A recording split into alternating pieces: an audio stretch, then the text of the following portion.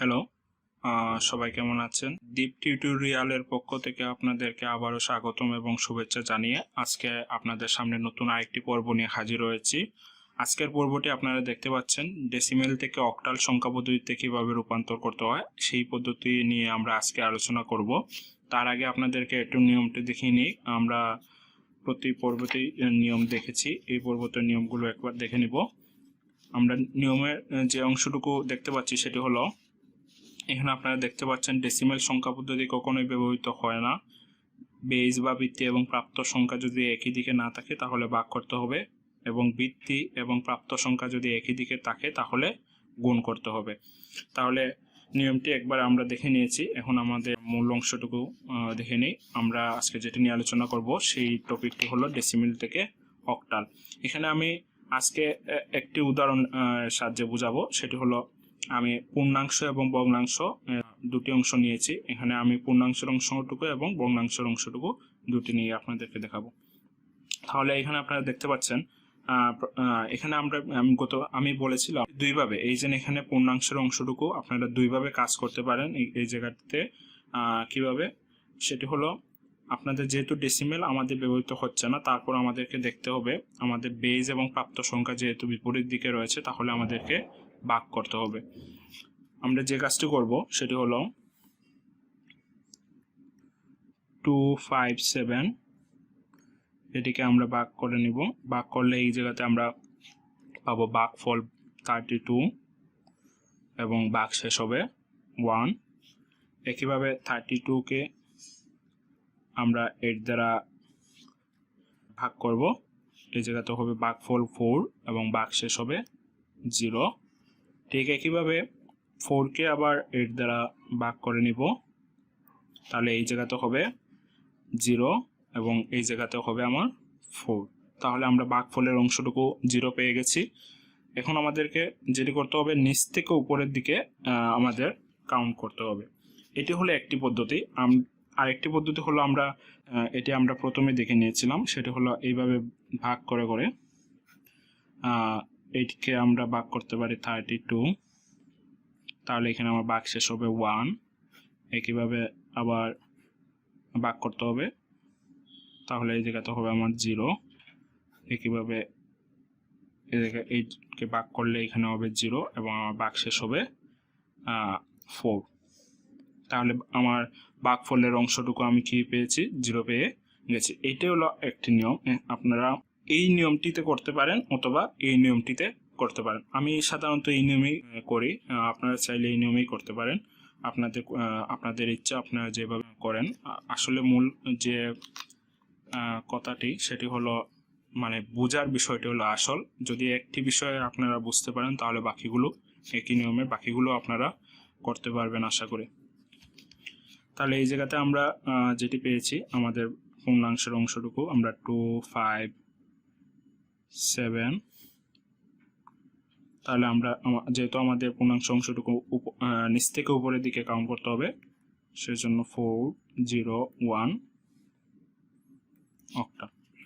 আশা করি আপনারা এটি বুঝতে পেরেছেন। এখন আমরা পূর্ণাংশের অংশটুকু নিয়ে কাজ করব। ভগ্নাংশের অংশটুকু আমার কি করতে হবে? ভগ্নাংশের অংশটুকুতে আমার গুণ করতে হবে।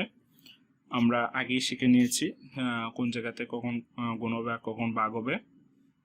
গুণ করলে আপনারা এইখানে পাবেন 2.56, তাহলে আমার পূর্ণাংশের অংশটুকু হচ্ছে 2 আর ভগ্নাংশের অংশটুকু হচ্ছে 0.56।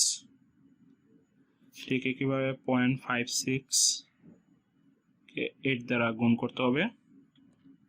8 দ্বারা গুণ করলে এখানে 4.48, পূর্ণাংশের অংশটুকু আমরা 4 পাবো, আর এই জায়গাতে আমরা ভগ্নাংশের অংশটুকুতে 4.48। ঠিক একইভাবে 0.48কে আবার 8 দ্বারা গুণ করতে হবে, তাহলে এই জায়গাতে আমরা পাবো 3.84। এই জায়গাতে হবে আমার পূর্ণাংশের অংশটুকু 3 আর 0.84। একইভাবে 0.84কে আবার 8 দ্বারা গুণ করতে হবে। 8 দ্বারা গুণ করলে এই জায়গাতে আমরা পাবো 6.72। পূর্ণাংশের অংশটুকু হবে 6 এবং ভগ্নাংশের অংশটুকু হবে 0.72। এখন এটিও এখানে পূর্ণাংশের অংশটুকু ইনফিনিটি হবে। কিভাবে হবে আমি আপনাদেরকে আর একটু ডিটেলসে বলছি। সেটি হলো, এখানে যদি আপনারা আবার 0.72কে 8 দ্বারা গুণ করেন, তাহলে এই অংশটুকুতে আপনারা পাবেন 5.76। তাহলে এখানে পূর্ণাংশের অংশটুকু হলো 5 এবং ভগ্নাংশের অংশটুকু হলো 0.76। আবার যদি আপনারা 0.76কে 8 দ্বারা গুণ করেন, তাহলে এই জায়গাতে আপনারা পাবেন 6.08। তাহলে আপনারা এখানে পূর্ণাংশের অংশটুকু পাচ্ছেন 6 আর ভগ্নাংশের অংশটুকুতে পাচ্ছেন 0.08।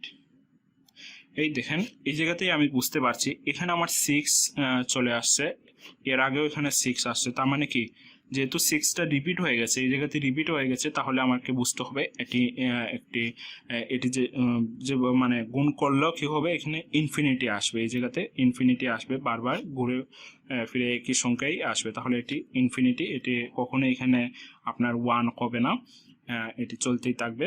এখানে আমাদের যেটি করতে হবে সেটি হলো, যেহেতু আমাদের এটি ইনফিনিটি, তাহলে এখানে আমরা যে করতে পারি, আমাদেরকে এখানে ভগ্নাংশের ক্ষেত্রে উপর থেকে নিচের দিকে কাউন্ট করতে হবে। উপর থেকে নিচের দিকে কাউন্ট করলে আমাদের কি করতে হবে, এখন 2 4 3 6 5 6 2 4 3 6 5 6 এভাবে চলতেই থাকবে। এবং এটি আমাদের যেহেতু আমরা অক্টালে রূপান্তর করেছি, তাহলে আপনারা এটি বুঝতে পেরেছেন আশা করি। একই নিয়ম যদি একটি বুঝতে পারেন ভালো করে, তাহলে আশা করি বাকি নিয়মগুলো আপনারা নিজেরাই করতে পারবেন। তাহলে এখানে আমরা যেটি করতে পারি, এখানে আমাদের মূল যে অংশটুকু দেওয়া রয়েছে 257.32, এইটিকে আমরা একসাথে লিখে নিই। তাহলে আমরা 257 এর অংশটুকুতে আমরা পেয়েছি 401 এবং 0.32 অংশটুকু আমরা কি পেয়েছি, 0.32 অংশটুকু 243,656 2 এখানে 243, এই জন্য আপনারা দেখতে পাচ্ছেন 243,656 যেহেতু এটি এইভাবে চলতেই থাকবে, তাহলে এখানেও দিতে হবে। এবং এটি একটি অক্টালে রূপান্তর। তাহলে আশা করি আপনারা অক্টাল পদ্ধতির নিয়মটি বুঝতে পেরেছেন। যদি আপনাদেরকে এইভাবে দেওয়া থাকে, মনে করেন আপনাদের এখানে দেওয়া রয়েছে 1 5 2 এবং আপনাকে বলল অক্টালে রূপান্তর করার জন্য, তাহলে এটি কি শুধু পূর্ণাংশের অংশটুকু আপনারা যেটি করবেন, শুধু এতটুকু পর্যন্তই করবেন, কারণ আপনাদের ভগ্নাংশের অংশটুকু দেওয়া নেই। যদি ভগ্নাংশের অংশটুকু দেওয়া থাকতো, তাহলে আপনারা ভগ্নাংশের অংশটুকু করতেন।